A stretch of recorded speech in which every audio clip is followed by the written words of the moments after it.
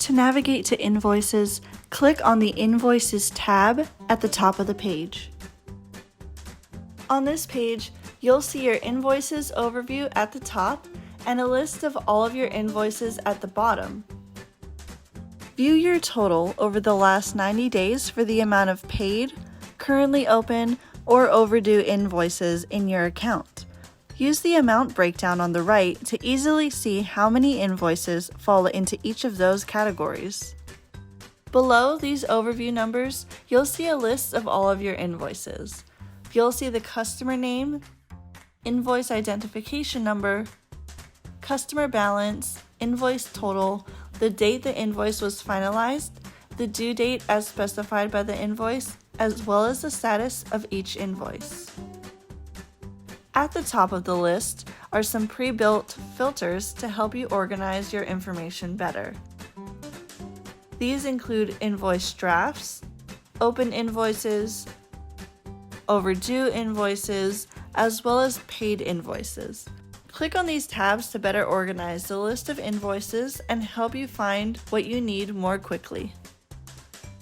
To create a new invoice, click on the blue Add New Invoice button at the top left corner of the Invoices page. A pop-up window will appear where you can begin filling out the client's information. Enter your customer's name or select a customer that is already within your payments customer list.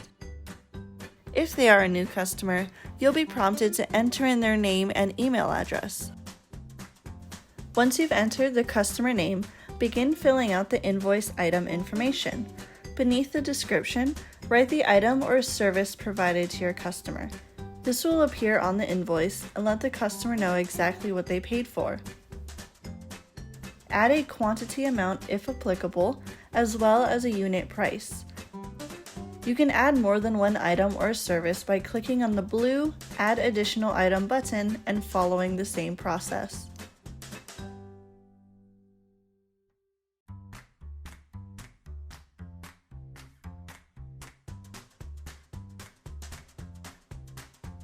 You'll notice that the system automatically totals up your items in the total column. If you need to add tax to your items, you can do that by clicking on the Add Default Tax Rate button and selecting the tax you'd like to apply to your list. Please note that this adds the tax to every item listed on the invoice.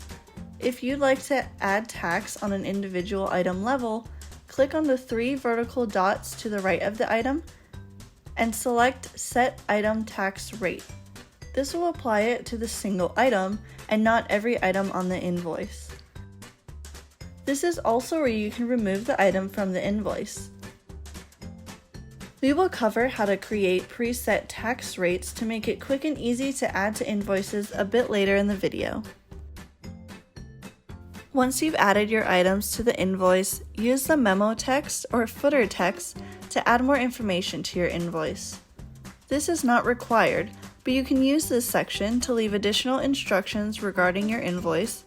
Take it as an opportunity to let your customers know about any sales or deals that are currently going on, or to let them know about any special notices for their purchased items. Scroll down and you'll see the option to automatically charge your client with a card that is already connected to their account, or email the invoice to your client for them to pay manually. If you have a client that doesn't have a card attached to their account, click the Add Credit Card button to begin entering billing information. If you want to send the invoice for the client to pay manually, select the second option and set your payment terms. This defaults to 30 days, meaning that the client has 30 days to pay the amount. You can change this payment date by changing the number in the Payment Due box. Once you're finished, click the Finalize and Send button and the invoice will send via email out immediately. Should you need to close out this invoice but not need to send it just yet, use the Save and Close button and it'll be saved as a draft. To view the details of an invoice, simply click on it and you'll be taken to the Invoice Details page. Here, you'll see everything you see when you create the invoice, as well as an option to resend the invoice. You can also charge the customer from this view, Use the 3 vertical dots icon to the right to edit or delete your invoice.